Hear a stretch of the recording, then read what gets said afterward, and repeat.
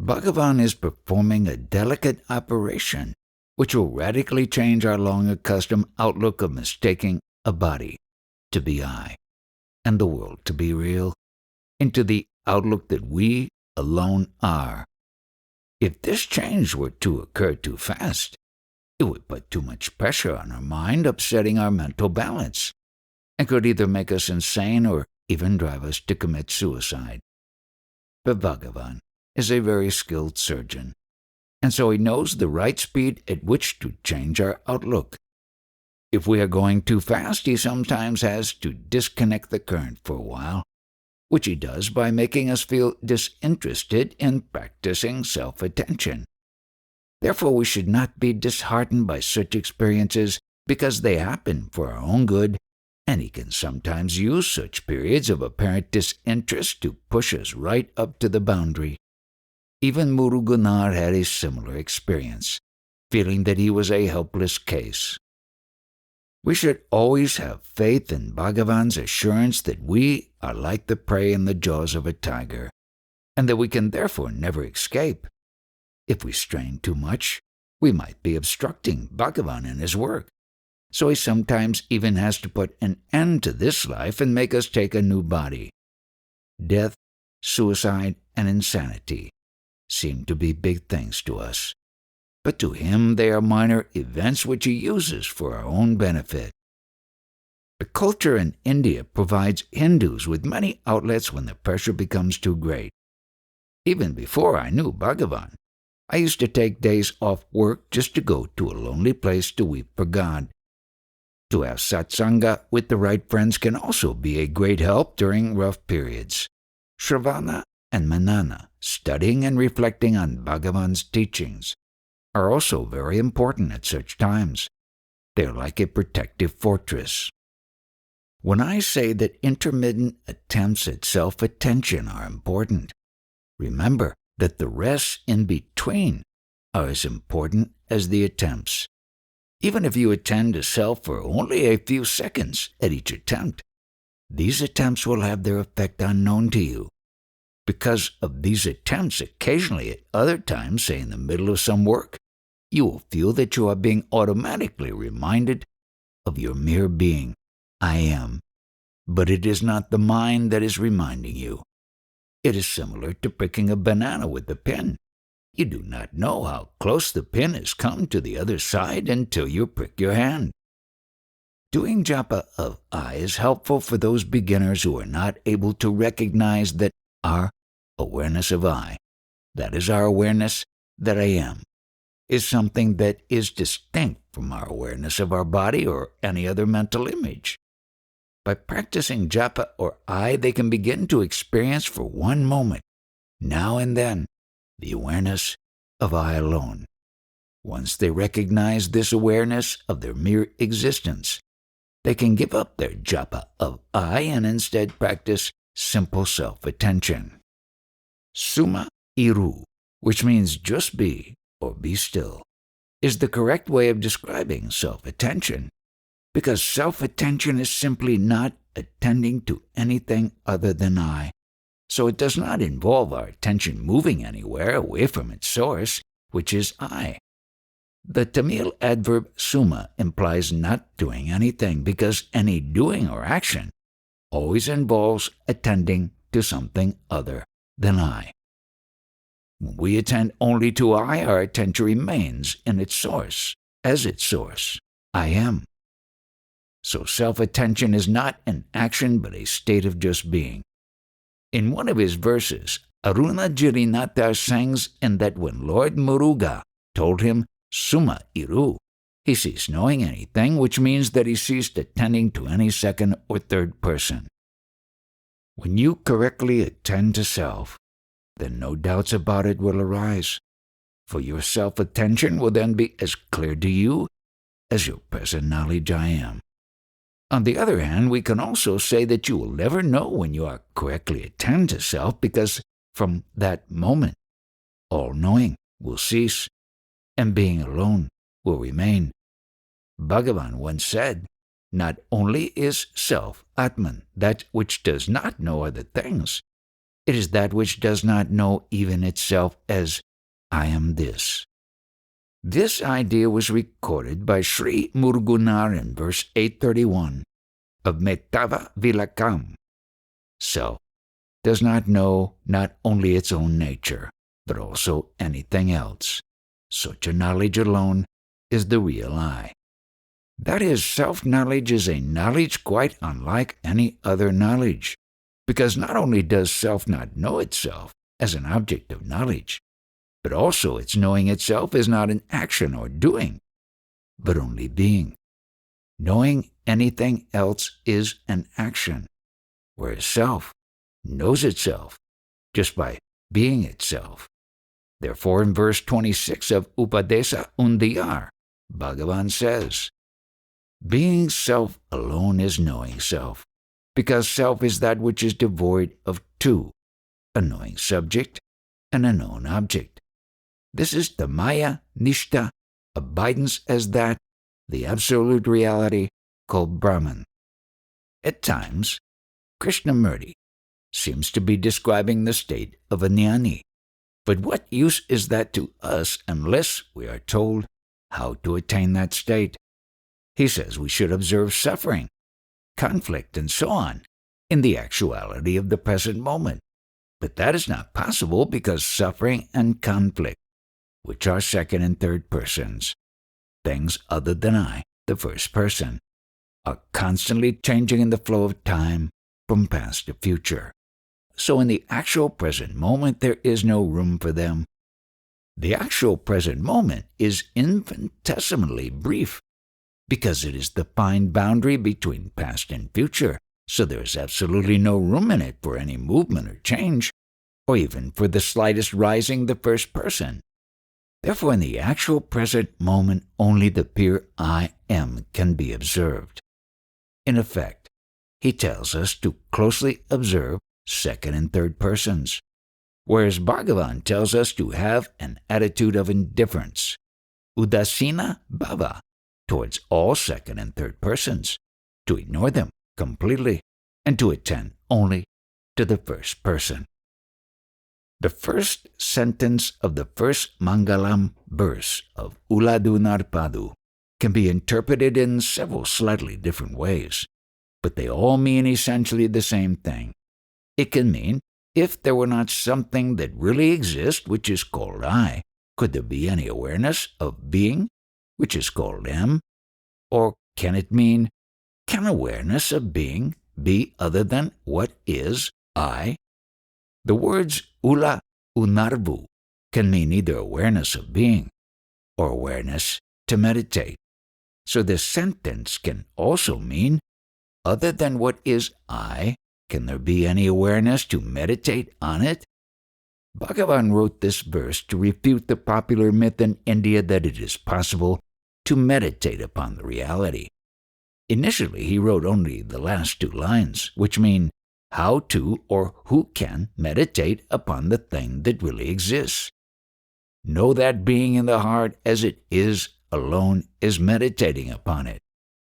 However, when Kavya Kanta saw that this verse had just 2 lines, and all the other verses had 4 lines, he suggested to Bhagavan that he should add 2 more lines to it. So Bhagavan then composed the first 2 lines. The resulting verse means, if there were not what is, could there be any awareness of being?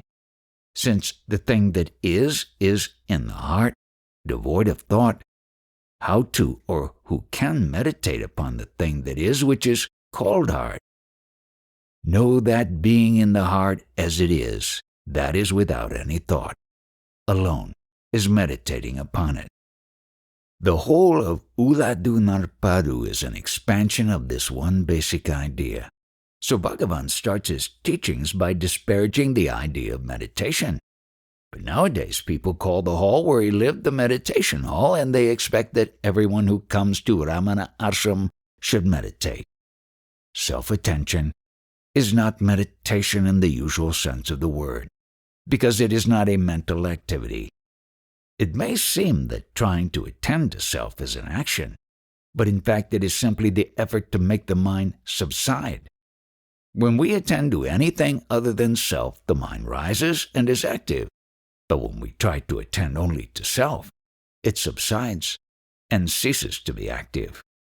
We always know I am, so we are always aware of and therefore attending to self. But our self-awareness is usually mixed with awareness of other things. So Bhagavan tells us to try to attend only to self, because such an attempt is the only means to make the mind subside. In fact, the mind that tries to attend only to self can never do so, because it is the nature of the mind to attend to second and third persons, which are non-self. But by trying to attend only to self, it will merge in its source, our real self, and then self alone will remain to know itself, as it always does. In verse 1 of Uladu Narpadu, the term Serpadam, which means the connecting, underlying, or pervading screen, can be taken to mean time and space, which underlie, support, and pervade the appearance of the world. The entire verse means, because we see the world, accepting one original thing that has a power that becomes many is certainly the one best option. The picture of names and forms, the world, the one who sees it, the supporting screen on which it appears, and the pervading light of consciousness that illumines it. All these are He, the one original thing, which is self. The verb urupadu usually means to form or reform, because the basic meaning of uru is form, but uru can also mean svararupa, our own form, or real self. So in verse 33 of Sri Arunachala Aksharamana Malay, the term urupadu vidai means atma vidya, the science and art of abiding as self. On the other hand, sepadi vidai means a deceptive art or science, so it can mean any worldly skill. Katru can mean either learning or one who is proficient, and ipadi can mean either this world or in this way.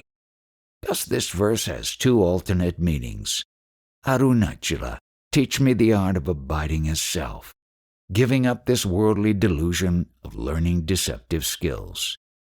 Arunachala, giving up deluding me in this way as one who is proficient in the art of deception. Teach me instead the art of self-abidance. In Who Am I? Bhagavan says, since in every spiritual text it is said that for attaining mukti, liberation, it is necessary to restrain the mind, after knowing that manonigraha, mind restraint, is the ultimate intention of such texts, there is no benefit to be gained by studying text without limit. However, though we should not read too many books, we should not think we can throw away all books before we are able to restrain the mind. When we are able to abide as self, books are unnecessary. But if our minds are still drawn outwards due to the power of our Visaya vasanas, inclinations or desires to experience things other than self, then Bhagavan's teachings are necessary. Reading his works is Satsanga, associating with what is real. There is a Tamil saying that Bhagavan, his teachings, and his devotees are one. Ramakrishna told a story of a woodcutter who earned 1 or 2 rupees a day by going to the edge of the forest to cut firewood. One day he met a sadhu who told him, "Go further within." So he went further into the forest and found better quality wood to cut, so he was able to earn more. After a few weeks he met the sadhu again and thanked him profusely for his good advice. But the sadhu just replied, "Go further within." Each time he met the sadhu, he repeated the same advice, "Go further within." And every time he followed this advice, he found something more valuable, such as sandalwood, until eventually he found a gold mine. Likewise, whenever our mind goes outwards, Satsanga, Shravana, hearing, reading or studying Bhagavan's teachings, and Manana, reflecting on them, encourage us, go further within. When a fisherman throws his net into the water, the net may feel, "What can I do? I am doomed." My nature is to be weighed down by stones, so I have to sink. But the fisherman will draw it out again with a single rope he has attached to it. Similarly, whenever our minds go outwards, Bhagavan draws us back to the shore by the single rope of his teachings, the study of which is Satsanga, Sravana, and Manana. We are not just told to seek self, but rather to seek the truth of the ego. The truth of the ego is that it does not exist. So if we try to attend to it, it will subside and disappear. And along with it, all other thoughts will also cease. If we try to think of the first person, which is here, or the present moment, which is now, the mind will certainly subside and eventually merge back into ourself, its source, because no such thing as the first person or present moment actually exists. Time and place are each like a triangular prison. The three walls of the time prison are the past, present, and future, whereas the three walls of the place prison are the first, second, and third persons, which in Tamil are called mu vi idam, the three places. We seem to be bound within these triangular prisons because we are always attending only to the past or future, or to the second or third persons, but never try to attend either to the precise present moment or the first person alone. This is like trying to escape through the two solid walls of the prison without ever turning to see the third wall. If we turn to see the third wall, the first person or precise present moment, we will find that no such wall exists, and that we were therefore never actually imprisoned. Therefore, to escape from the triangular prison of time and place, all we need do is to turn our attention back towards the non-existent first person or present moment, because we will then find that we have always been only in the vast open space of pure self-awareness. When our Shravana and Manana are complete, then our Nidhyayasana, self-contemplation, or Atma-vichara, self-investigation, will also be complete, and we will never again leave our natural state of self-abidance. If one leaves the shade and goes out into the sun, then one has not yet adequately understood what heat is, so more Shravana and Manana on heat are required. However, unlike other arts and sciences, which each require a vast amount of study, Shravana, in the spiritual path the amount we need to study is very little. All we need to understand is that whatever we see outside is only our own being consciousness, projected through the lens of our mind and senses. But for us to grasp this, repeated Shravana, Manana, and Nidhyayasana are required. Those who are fortunate to come to Bhagavan and to study his teachings deeply will learn more from them than they could learn from studying all other sacred texts. What is important is not to attempt to practice Nidhyayasana for a long duration, but to make many short but frequent attempts. If we try for a long time, our attempt will merely become feebler and feebler. What is required is strong and fresh attempts, and for that we need not sit continuously for a long time. We can make frequent attempts while doing Shravana and Manana. When Bhagavan tells us repeatedly that the problem is our wrong outlook, our delusive experience, I am the body, how is sitting all day going to change that outlook? The strength of conviction we gain from Shravana, Manana, and Nidhyayasana is what gives us love for self-abidance. If our love of self-abidance is weak, that is because our love for other things is strong, and therefore we need more Shravana, Manana, and Nidhyayasana. Shravana must go on to the end, that is, until self-abidance becomes natural. There was once a guru who had many disciples, most of whom were householders, grihastas. When they came to him and asked him how to see God, he replied that what they were already doing was the right thing, and that to have a wife and children and that to lead a good life was the best way. Among his younger disciples were 3 brothers, the eldest of whom once asked him, "You tell all your older devotees that the grihastha way of life is the best, so should I also get married?" Yes, certainly, that is the best thing you can do, replied the guru. A year or two later, the second brother asked him, You advise my elder brother to get married, but I want you to tell me the truth. Is it actually good to be married or not? Please give me the correct answer and do not afterwards advise others to the contrary. Certainly marriage is the best thing. I would not advise anyone differently, the guru replied. After a few years, the two elder brothers asked him, You advised us both to get married, so why is it that you have not yet given the same advice to our younger brother? To which he replied, Because he has never asked me. You asked me, and so I gave the appropriate answer for you. But he has never had any such doubt, so he seems to be fit to remain a celibate, brahmachari. He is contented just to be, so he has no inclination to get caught in the maya of family life. Such is the nature of a true guru. He never tells anyone to do anything unless he is asked. But nor does he ever discourage anyone from doing what they wish. That is why Bhagavan was never worried if people misunderstood or misinterpreted his teachings. He never corrected them unless they said that they did not understand. To him, all this talk of ignorance and of not knowing self was like a game played by children. He could see clearly that all are only self, and that all therefore know self. We can jokingly say that he was being hard-hearted, but it was actually his supreme grace. The greatest grace he can bestow on us is to see us as none other than himself. And his silence is the most powerful weapon he uses to remove the false ignorance of his devotees.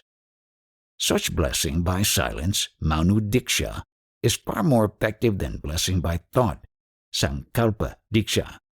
In his view, sacred texts, Shastras, were just a game for children, because he knew that what is real can never be expressed in words, and that even his own Uladu Narpadu could not express it adequately. That is why he often said that his real teaching is only silence. If we can understand this, we can understand why he answered certain questions in the way he did. For example, as Swami Natyanananda recorded in Sri Ramana Darsanam, a young boy once told Bhagavan that his father had asked him to repeat a certain Shakti Panchakshari mantra and asked him whether he could attain liberation thereby, as his father had told him. Bhagavan replied, Yes. So the boy then asked him whether he was also repeating the same mantra, to which Bhagavan also replied, Yes. We should not worry ourselves about those devotees who were with Bhagavan for many years yet failed to understand his teachings, nor about those who seem to have stagnated. If anyone is now stagnant, they were never really flowing. Everyone who comes to Bhagavan will typically say, I have come only for moksha, liberation. But how many actually want to lose their individuality? In the spiritual battle, even if 1,000 soldiers fall around us, we should not concern ourselves, but should rise up and go forwards. Such courage and faith are necessary. If we sincerely follow the path taught by Bhagavan, we will never be abandoned. No one need tell us when we should give up Shravana and Manana. When we are able to abide permanently as self, then we will not even think of reading or reflecting. But as long as we feel unable to remain constantly as self, we must continue to do Shravana and Manana. If we give up Atma-vichara, self-investigation, our mind will turn to Loka-vichara, investigating the world, and thus we will bind ourselves still further. Ramakrishna illustrated this with a story about 3 thieves in a forest called Sattva, Rajas, and Tamas.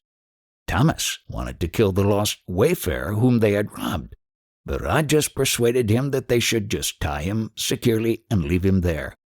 However, Sattva returned later to untie him and took him to the edge of the forest near his village. There the wayfarer thanked him profusely and invited him to come to his house and be his guest. But Sattva declined, saying, I am a thief, so I cannot leave the safety of this forest. Bhagavan's teachings are like Sattva.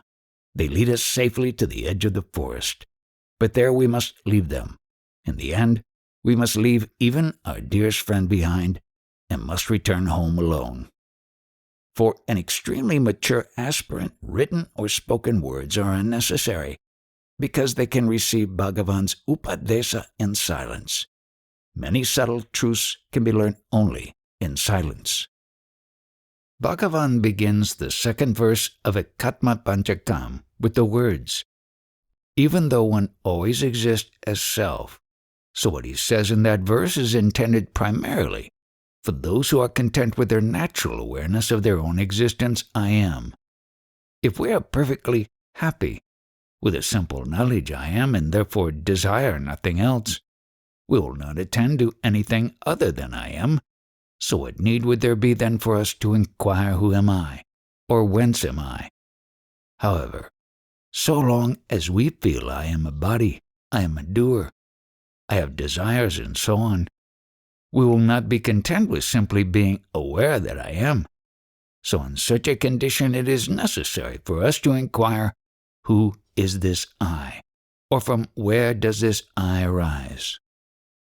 The self-shining existence I am, which is known by one and all, is the ultimate truth, so that it is all we need ever know. No sadhana is needed to know it anew. Therefore Bhagavan repeatedly said, you know that you exist, and that is all you need to know, because he wanted us to be content with this knowledge. There is nothing we need do, so it was only to those who ask, what can I do, that he suggested, find out who is this I, or from where it rises. Our outward behavior, and more importantly the behavior of our mind, can indicate how much strength we have to attend self.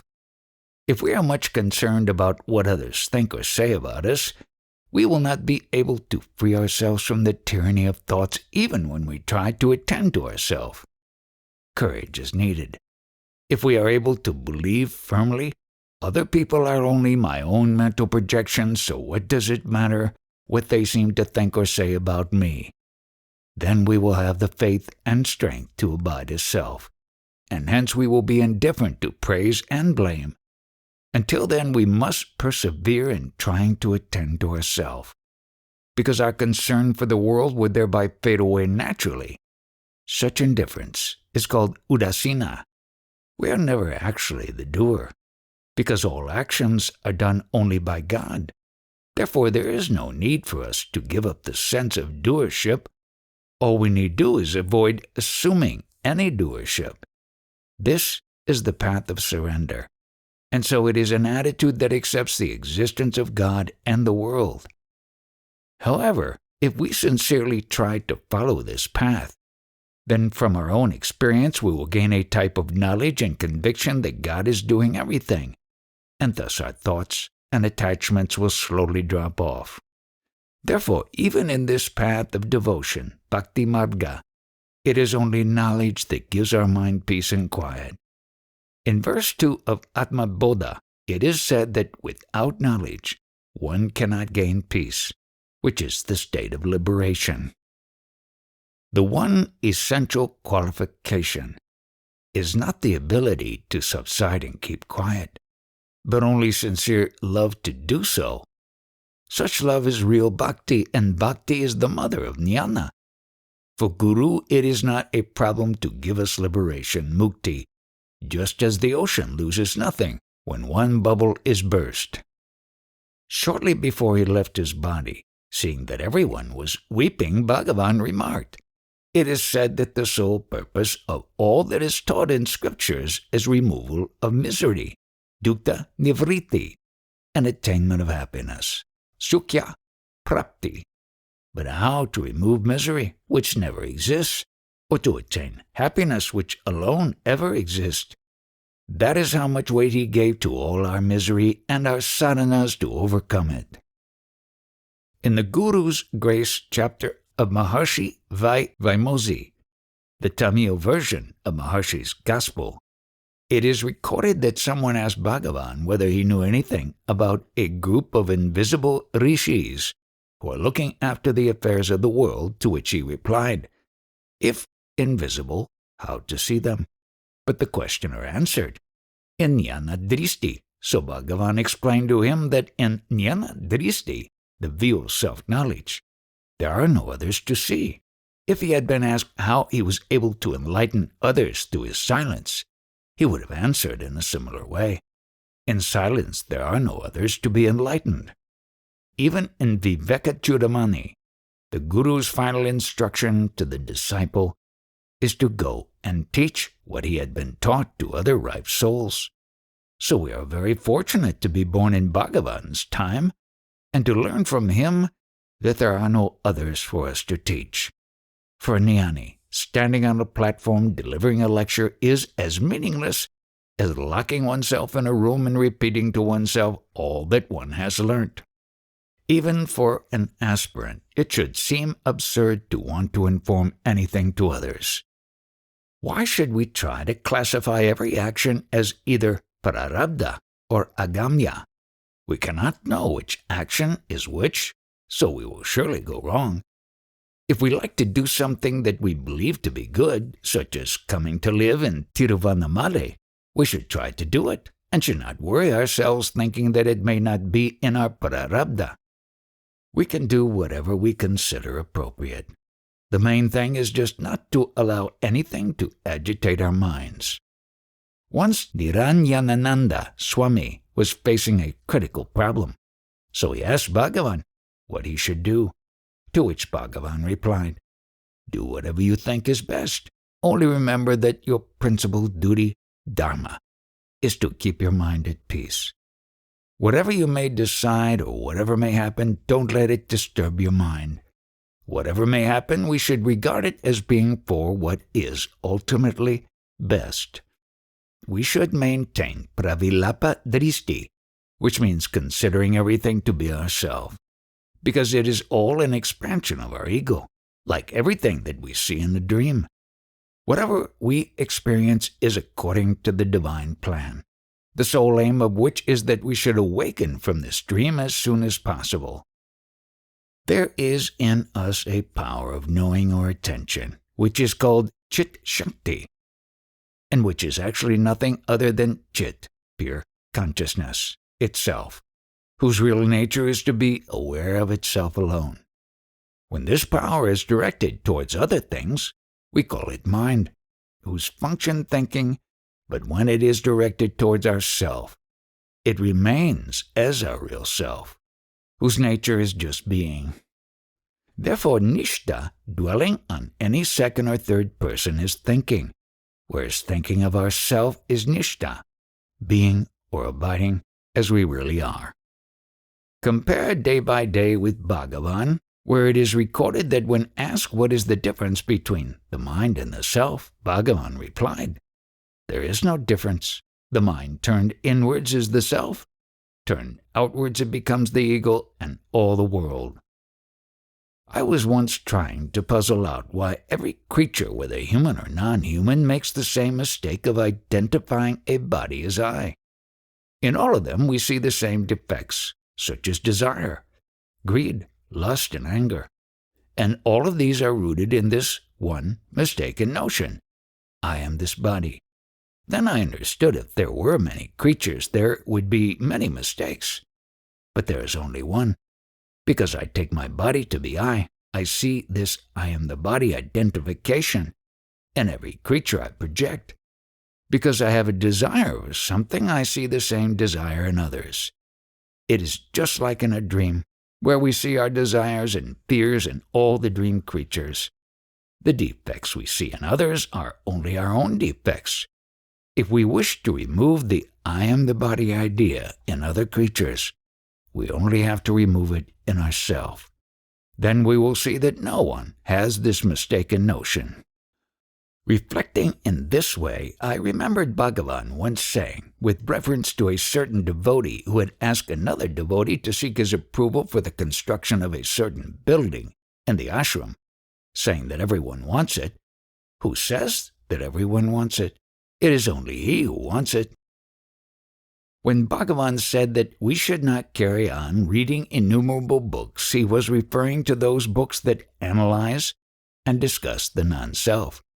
So long as we do not have sufficient desirelessness, vairagya, to attend constantly to ourself, we must continue to read books that encourage vairagya. For encouraging vairagya, which entails giving up attention to second and third persons, Bhagavan's own words are quite sufficient. Even just one of his works, such as Nanyar, Who Am I, is sufficient. Vairagya is the only thing that is lacking, and when it becomes established in our heart, all problems will be solved. Think carefully over the fact that self-knowledge is the basis of all other knowledge, and that therefore what is most necessary is to gain correct knowledge of what you yourself are. The more you reflect along these lines, the more you will love to know yourself. If you cultivate such love, you will certainly also attain self-knowledge. Love and knowledge are inseparable. In fact, they are one and the same thing. Some people complain of a heated brain, emotional outburst, or such like as a result of practicing atma-vichara, self-investigation, or self-inquiry. This shows that they are not practicing it properly. If we practice self-attention correctly, we will find it to be a great relief and relaxation from our normal mental activities. However, so long as our vasanas, outward-going propensities, are strong, our minds will be fervently drawn outwards, so our repeated efforts to be introverted will create some friction and tension. That is why continuous nidhyasana, practice of self-attention, is not recommended, and why we are advised instead to intermittently rest for a while and do some shravana, reading, or manana, reflection. Our vasanas are so strong only because of our strong attachment to this life. But while doing shravana and manana, we are constantly reminding ourselves of the worthlessness of this ego life, which helps to weaken our vasanas, thereby making the practice of self-attention increasingly easy and habitual. This is why alternating shravana, manana, and nidhyasana are recommended. In his answer to question 2 of chapter 2 of Upadesa Manjari, Bhagavan said that practicing the path of vichara is possible only for pakvis, those who are spiritually ripe or mature, and that others should practice sadhanas that are suited to their own particular state of mind. In this context, we should take pakvi to mean anyone who wants to give up their ego or separate individuality. The sadhanas that he says others should practice are not means to attain manunasa, annihilation of the mind or ego, but only to attain other aims, such as chitta, suddhi, purification of mind, divine visions, heavenly experiences, worldly enjoyments, or whatever else they may desire. Atma-vichara is only for those who want to close the chapter, being tired of repeatedly projecting pictures of ego, world, and God. If one is not attached to atma-vichara, one obviously does not want to close the chapter, so one should follow whichever other path appeals to one. In Sadhanai Saram, I make it clear that atma-vichara is only for those who wish to lose their egos, and that only such people should read it. A quiet mind is not our aim. Our aim is to gain correct knowledge of I. The mind is quiet in sleep, under general anesthesia and all other forms of manolaya, temporary subsidence of mind. But it again jumps into activity. Only by self-knowledge is it destroyed entirely. Therefore, let us ignore the mind, not concerning ourselves with whether it is quiet or active, and instead direct all our attention only towards knowing I. If we do that, the mind will eventually merge within ourself forever, so there will then be no scope for it to be either quiet or active. To learn the secret of the 3 states, which comprise the whole of our present life, we must learn to abide in a state between waking and sleep. The only practical way to achieve this is to attend exclusively to I. Should you try to attend yourself while eating, talking, walking, and so on, I cannot advise you to do so, because as I have learned from discussing this with my friends, Most aspirants generally do not like to do so. If you like, you can certainly try, because where there is a will, there is a way. But I suggest that you should try this practice at least when you are not engaged in other activities. Begin by mentally saying I, and then try to cling to the self-awareness evoked by this word. You may be able to cling to it for only a few seconds at a time, but even that is beneficial.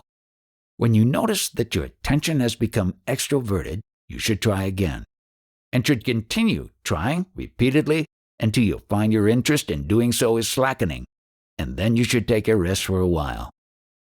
The important thing is to begin trying, even if only for a few minutes a day. The efficacy of trying at least a little, but persistently, can be illustrated by the story of the camel and the tent. In Arabia, a man was sleeping in his tent, and his camel was sleeping outside, but it was very cold. At first the camel put its nose in the tent, and the man allowed it, thinking, yes, poor creature, it is cold outside. Then slowly the camel pushed its whole head inside, and still the man allowed it. Gradually it edged more of its body inside, until eventually it occupied the whole tent and the man found himself lying outside. Likewise, if we attempt to be self-attentive for at least a few moments here and there during each day, that will gradually push out our interest in everything else and thereby lead us eventually to our goal. The important thing is to have a liking to practice self-attention by Satsanga, which means reading, discussing, reflecting on, and practicing Bhagavan's teachings, and constantly remembering that self-knowledge is the only worthy aim in life. We gain more and more liking for it. This liking will lead us to our goal. So does that mean that we must develop willpower? Call it willpower, love, bhakti, or whatever. Is there 100% in all creatures, so it need not be developed. Even an ant has willpower for achieving whatever it wants.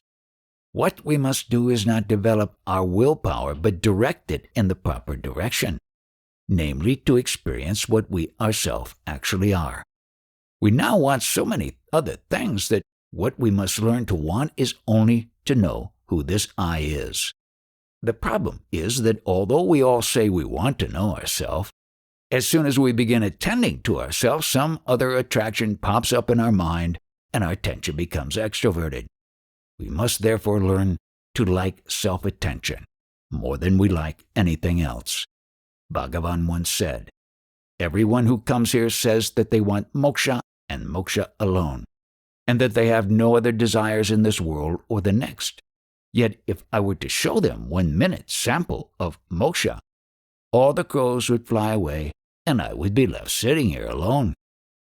No one need fear the death of the body. After all, we all know from experience that we can leave this body and take another one as we do every day in dream.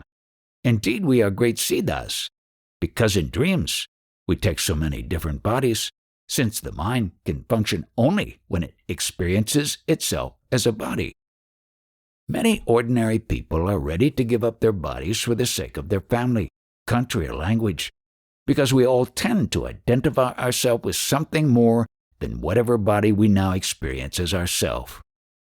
Real death is the death of our ego, but intense fear such death only comes to mature souls, as happened in the case of Bhagavan. People have many different types of attachments to sense pleasures, wealth, family, nationality, caste, creed, social status, fame, and so on. But Bhagavan has correctly diagnosed that the root of all attachments is our ego, which is our fundamental attachment to a body as I. That is why he often used to advise us, investigate who it is who is longing and crying out for liberation, moksha, because if we investigate this, our ego will disappear along with both its body attachment and its idea of liberation, which it was longing for so much. It may be true for the present that we lack vairagya, desirelessness. We don't have the strength to wield it. That may be true for the present, but he who has been so compassionate to give us this weapon will certainly also give us the strength to use it. When a child is first given a slate and chalk, he doesn't even know how to hold either of them, so his teacher holds his hands and guides them to write A, B, C, and so on.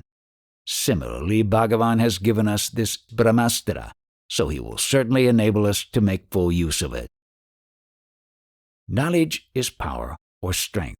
We can see this even on a gross level. For example, human beings are more powerful than all other creatures only because of their knowledge. Likewise, our vasanas, outgoing inclinations or tendencies, seem to be strong only because of our wrong knowledge about the world. That is because we mistake the world to be real. Our tendency to be attracted towards it is very strong. Therefore, our vasanas can only be destroyed by correct knowledge. What is actually real is only ourself. So true knowledge is only awareness of ourself as we really are. And since our awareness of ourself is nothing other than ourself, we ourselves are true knowledge. Therefore, to gain true knowledge, we must attend only to ourself. The more we practice self-attention, the more we will gain a correct knowledge about ourself and the world. Since real knowledge is only self-awareness, which is called Chit, and since knowledge is power, which is called Shakti, it is said that Chit is the only real Shakti, and that Chit and that Chit Shakti is the source of all other forms of power, which seem to exist and be real only because of it. Therefore, whatever Bhagavan says about true knowledge in verses 10 to 13 of Uladu Narpadu applies equally well to true power. For example, when he says in verse 10, "Only the knowledge that knows oneself, who is the first, by investigating to whom are that knowledge and ignorance, is true knowledge," he implies that only knowledge of the non-existence of the ego, which is the first to rise and who alone experiences knowledge and ignorance of other things, is not only true knowledge, but also true power. When he says in verse 11 that knowing other things instead of knowing oneself is not true knowledge, but only ignorance, he implies it is also not true power. When he says in verse 12, that which knows, namely the ego or mind, is not true knowledge, and that oneself alone is true knowledge, he implies that the ego, which alone knows anything other than itself, is not true power, and that we ourselves alone are true power. And when he says in verse 13, oneself, who is knowledge, Jnana, alone is real, he implies once again that we ourselves alone are real power.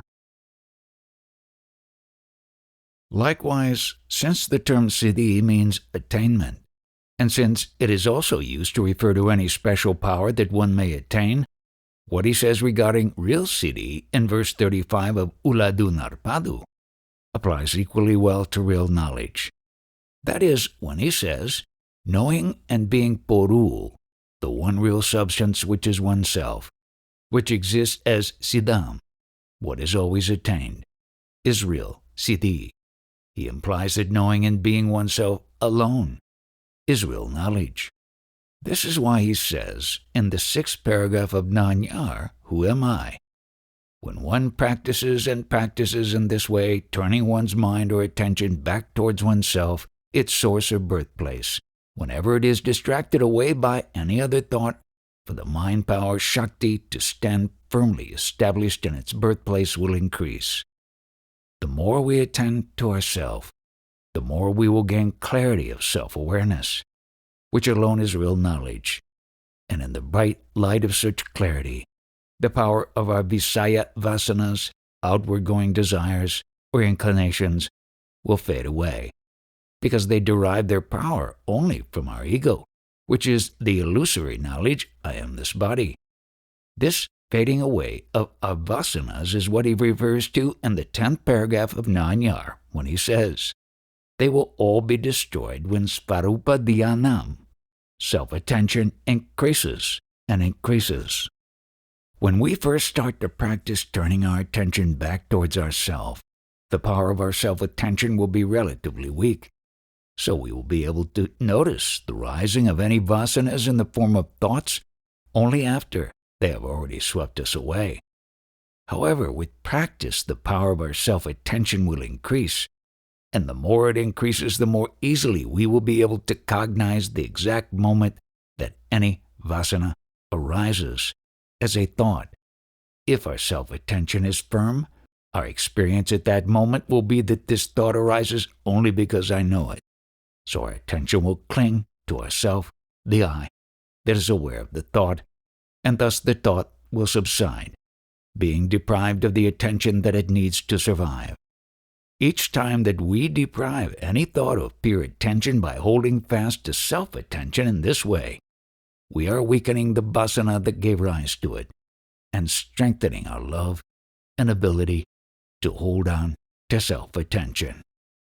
When practicing self-attention in this manner, we should not be waiting or looking out for the next thought to rise, but should be focusing our entire attention only on ourself. If we look out for thoughts, they will definitely arise, because the nature of our mind is to expand in the form of numerous thoughts whenever we are not attending solely to ourself. If we try to attend only to ourself, whenever our self-attention falters, even a little thought about something else will arise. But if we are vigilant in our practice, we will immediately notice any faltering in our self-attention and the consequent rising of a thought, so we will immediately be able to turn our attention back to ourself before it is swept away. Therefore, self-attention is the only direct means by which we can gain the strength to abide firmly in and as ourself, the source from which we have arisen as this ego, and only by abiding thus can we weaken and eventually destroy all our vasanas. Our vasanas would be difficult to subdue and destroy, only if they were real. But since they do not exist in sleep, they are not real. And hence, if we have sincere love to know who we really are, we can easily destroy them all merely by clinging firmly to self-attention. As Bhagavan says in verse 18 of Upadesa Undiyar, our mind is just a collection of thoughts, and its root is only our ego, the primal thought called I. And as he says in verse 25 of Uladunarparu, this ego rises, stands, and flourishes only by clinging to forms, which is another name for its thoughts about anything other than itself. So the only effective means to prevent the rising of our ego and its expansion in the form of numerous thoughts is to attend to it alone. That is, since we cannot rise and stand as this ego without attending to other things, if we attend only to ourself, this ego, we will subside and disappear. This is what he means when he ends verse 25 of Uladunarpadu by saying, if sought or attended to, this formless phantom ego will take flight. Since this ego is unreal, like an illusory snake, it seems to exist only when we do not look at it carefully enough. Just as the snake will disappear if we look at it carefully, because it is really only a rope, our ego will disappear if we look at it carefully, because it is really only our formless and hence infinite self.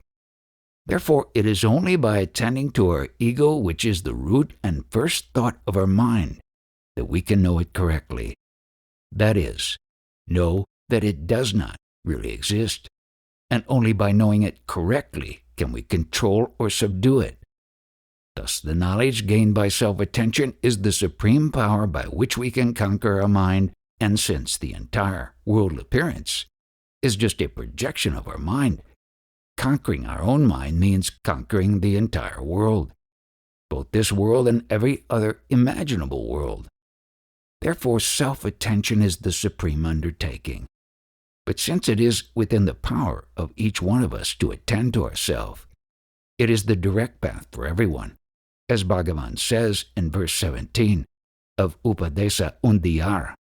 It is sometimes said that to conquer our mind we need to control all our desires, but we can control them only by knowing what desire really is. It is actually impossible to control desire entirely, because desire is love, which is the Priya or Ananda aspect of our real nature. That is, what manifests in our mind as numerous desires is only our love to be happy, and this love is the very nature of our real self, so it can never be controlled or conquered. Therefore, the only way to conquer all our desires is to fulfill our fundamental love to be happy, which we can do only by knowing what we really are. The desires we have for things other than ourself are endless, because whenever one such desire is satisfied, another will rise to take its place. Therefore, we can never be satisfied by trying to fulfill our desires one by one. The root of all our desires is only our love for ourselves. So we should redirect all our desires for other things back towards ourselves by desiring and trying to experience only what we ourselves really are. At present, our self-love is scattered about in the form of numerous desires, so it has become weak and fragmented. Therefore, to make it whole and strong once again, we should focus it on its real target, which is ourself. By so doing, we will know what we really are, and then we will find that there is actually nothing else for us to desire. Prayer is futile, nor is it even just a temporary benefit. Our prayer is to our own self. It is the longing of ourself for ourself, and it will certainly bear fruit. After all this, the world, our life, and so on, is only a result of our past desires or longings. However, some people get dejected because they pray for specific things and find that such prayers seldom seem to be answered. But eventually all our prayers will be answered in a better way than we can ever imagine, because all our longings will ultimately be fulfilled only when we know what we really are. In the Bhakti chapter of Part 2 of the Path of Sri Ramana, I say that so long as a person in the third standard is praying with one pointed devotion to his beloved God for the fulfillment of all his desires, God may appear to him in form, but as soon as he is promoted to the third standard, that is, as soon as he understands that he should give up praying to God to fulfill his petty desires, and instead pray to him to give only himself, God will cease appearing to him in form. This is because God can give himself to his devotee only by teaching him that he is not any form, but only the devotee's own formless self. Therefore, God can often fulfill our longing more perfectly and effectively by not granting whatever we may pray for than he could by granting it. So long as we are self-ignorant, we do not know what is really good for us. So rather than praying for whatever we think is good for us, we should pray only for what God wants for us, because he alone knows what is really good for us. As Bhagavan sings in verse 2 of Sri Arunachala Padikam, "Your wish is my wish. That is happiness for me, Lord of my life." And in verse 7 of Sri Arunachala Nava Manina Malai, "Whatever be your thought or will, do that, my beloved. Only give me increase of love for your pair of feet." In one of the verses in Sri Ramana Sahasram, 8,000 verses praying for Jnana, I sang that he has given me more than I ever prayed for.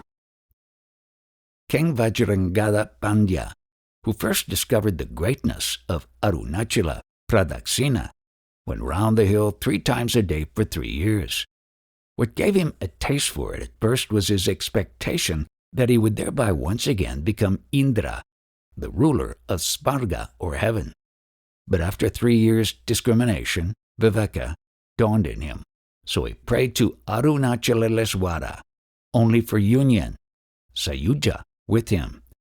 Thus, as a result of his doing, Arunachala Pradakshina, his Kamya Bhakti matured into Niskamya Bhakti, and the discrimination he gained thereby made him ripe enough to attain Shiva Sayuja. Such maturity of discrimination is the benefit we can expect to derive from walking round Arunachala. Many people believe that their progress in sadhana can be measured by the amount of time they are able to remain without thoughts. But remaining without thoughts for some time is not the true aim of sadhana. Its aim is only knowledge, which means clear awareness of oneself. What is the use of remaining for 5 hours without thoughts if all one's desires, anger, and other such defects return during the 6th hour? One may remain for 300 years without knowing the body, but if one does not know oneself, what benefit can one derive from it? Therefore, when we practice sadhana, our aim should not be to remain without thoughts for as long as possible, but should only be to know ourselves. We investigate who am I in order to gain knowledge of ourself. Having understood that all our problems are due to our incorrect knowledge, I am the body, we must strive only to obtain correct knowledge of ourself. Merely withdrawing our mind from second and third persons is not atma vichara, self-investigation or self-inquiry, but just a secondary effect of it. Attending to ourself alone is atma vichara, and when we attend only to ourself, our mind is thereby withdrawn from other things. In verse 16 of Upadesa Undiyar, Bhagavan says, leaving aside external phenomena, the mind knowing its own form of light is alone real knowledge. Leaving aside external phenomena means withdrawing our attention from second and third persons, but that by itself is not real knowledge because we leave all external phenomena whenever we fall asleep. In order to know what is real, we must know our own form of light, which is the fundamental awareness that illumines our mind. Therefore, in this verse, the main clause is, the mind, knowing its own form of light, is alone real knowledge, whereas leaving aside external phenomena is just a subsidiary clause, because when our mind attends to its own self-awareness, I am, its attention is thereby automatically withdrawn from external phenomena. Remaining for a while without thoughts is no doubt a peaceful and pleasant experience, but it is not the ultimate solution to our problems. What needs to be rectified is our illusory awareness, I am this body. And since it is a mistaken knowledge of ourself, it can be rectified only by correct knowledge of ourself. People generally assume that only the time they spend sitting in meditation is sadhana, whereas in fact sadhana is going on throughout the waking and dream states, and has been for countless births. Everything that we experience in our life, which is all given by the grace of Guru, and our repeated reflections on the misery of life, together with our repeated attempts to find the root of these miseries within ourselves, are sadhana. Because by all these means we gradually gain the power of correct discrimination, and thereby the maturity of our mind is increased, making us ripe for self-knowledge. Self-abidance and self-attention are one and the same thing. Abidance is being, sat, whereas attention is knowing, chit. And as Bhagavan says in verse 26 of Upadesa Undiyar, being oneself is knowing oneself, because oneself is not two, and because, as he says in verse 23, there is no awareness other than what is to know what is, so that what is, sat, is itself awareness, chit. A worldly-minded person abides in the world because he attends to the world, whereas a spiritual person abides in himself because he attends to himself. Guru alone knows all the vasanas that are lying hidden within us. He knows which ones he can allow to sprout as thoughts in order for us to destroy them with the power of discrimination that he has given us, that is, by investigating to whom they have appeared. He also knows which ones he must not yet allow to sprout, because they would be too powerful for us to destroy. If allowed to marry, some aspirants would become immersed in worldly pleasures and desires, whereas others would develop detachment, vairagya, reflecting inwardly. What are these carnal pleasures? Just two filthy bodies of flesh and bones trying to find pleasure in each other. However, those in whom such vairagya quickly blazes forth in married life may not be able to gain it if they were not given a taste of such a life, because they would then be hankering for such pleasures, thinking how wonderful it may be to experience them. providing circumstances that prompt our vasanas to sprout as desires or thoughts, is like watering the seeds in a garden. By watering our less powerful and dangerous vasanas in this way, and by enabling us to conquer them by means of viveka and vairagya, Guru enables us to gradually gain the strength to face and conquer more powerful and dangerous ones. However, there are some vasanas that are so dangerous that he will never allow them to emerge, but will instead allow them to dry up by not being attended to so that they become like dry firewood, which will be consumed along with their root, our ego, when the fire of Jnana eventually blazes forth. Only Guru can do all this for us. He knows not only all our present thoughts, but also all that we could possibly think, do, or experience. It is necessary for us to reflect and convince ourselves of this, lest our ego proudly raises its head thinking, I can conquer Maya. Humility is essential. By the strength of our own ego, we can do nothing. We cannot even think without his grace. As Bhagavan says in verse 170 of Guru Vachaka Kovai, if even the gods Vayu and Agni, the gods of wind and fire, were unable either to move or burn a trivial small straw, alas, who can or how to do anything egotistically by their own strength? It is always better to be humble and lie low.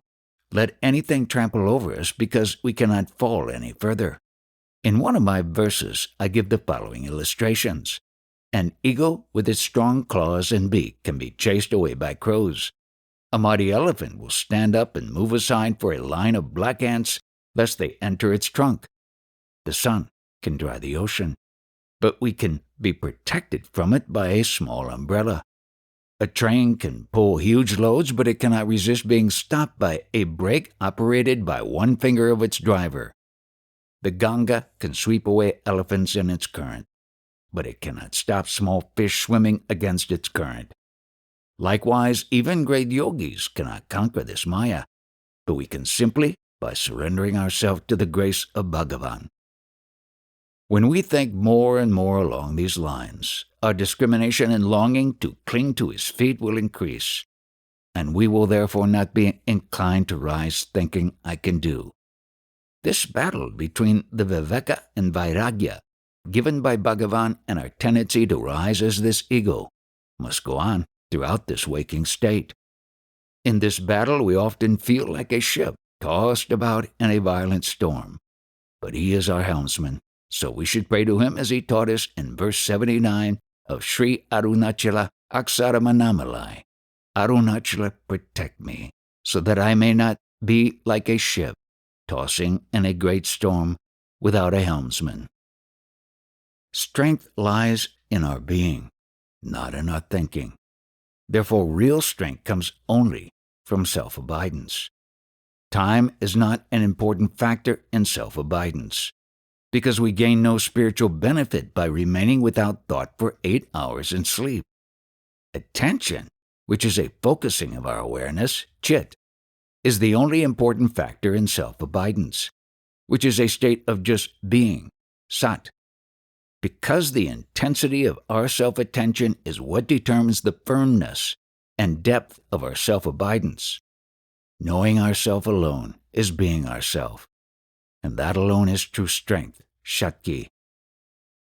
If someone, after doing some tapas and thereby gaining a little power over others, takes people as his disciples, then as Ramakrishna said, he is like a small water snake catching a big frog. He will not be able to swallow them, but he will not let go of them, so both will have to suffer. Having taken responsibility for the disciples' vasanas, such a guru will himself be overpowered by the disciples' desires. The real guru is not a person, but is only our own unlimited and hence non-personal self, because our infinite self alone can manipulate and destroy all our vasanas without itself being affected by them at all. In the first verse of Sri Arunachala Navamani Malai, Bhagavan sings, though actually Aklam, the motionless one, In that assembly hall in Chidabaram, he, Lord Shiva, dances in front of the mother, who is Aklai, the sort of Aklan. When that Shakti, the Divine Mother, becomes tranquil in his Akala form, know that he shines, exalted, as Arunachalam. Lord Shiva is our own real self, which is immutable and hence eternally motionless, Akala. Yet it is said that in Chidabaram, he assumed the form of Narataraja to dance in front of Kali in order to pacify her frenzied dance. Here Kali, who is Shakti, the Divine Mother of the entire universe, represents our ceaseless, active mind, which is the progenitor of all things. Kali is called Akalai, the feminine form of Akalan. People generally take Satsanga to mean the company of good people, but Bhagavan clarified its true meaning, explaining that real Satsanga is only association with Sat, and since Sat is nothing other than Atma Svarupa, our own real self, abiding in ourself as ourself, is the correct and most perfect form of Satsanga.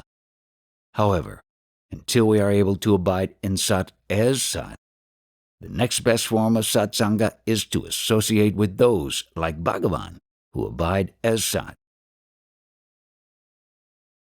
However, so long as we experience ourself as a body, anyone who abides as Sat will seem to us to be a body, so when their body dies, we will seem to lose their Satsanga. Therefore, Bhagavan taught us that Arunachala is the very embodiment of Sat. So since Arunachala is always present here, Satsanga with it is always available to us. Moreover, since we can associate with Arunachala merely by thinking of it, Satsanga with it is not restricted by either time or place. However, when we are able to be here, a special way to have Satsanga with it is to do pradaksina, circumambulation around it. Just as a moth is attracted to a candle flame and will fly around it until it eventually comes too close and is consumed by it, we are attracted to Arunachala and walk around it, we will eventually be consumed by it. Therefore, Satsanga is a suicide policy. When a needle is stroked by a magnet, its previously unaligned molecules are aligned, and thereby the magnetic property of each molecule becomes manifest in the needle as a whole. Therefore, the magnetism induced in a needle by such stroking is not a property that it newly acquires, but one that was already inherent in it, albeit in a hitherto concealed manner. Though magnetism is the true nature of a needle, it is revealed only by its association with the magnet. Likewise, by Satsanga, we do not acquire anything that we did not already possess, but our real nature is revealed to us. Just as the natural magnetism of a needle is revealed by repeated contact with the magnet, by repeatedly doing pradaksina around Arunachala, or by frequent association with the jnani, whether by being in his physical presence, or better still, by studying, reflecting on, and practicing his teachings, we are enabled to see that our real nature is Sat.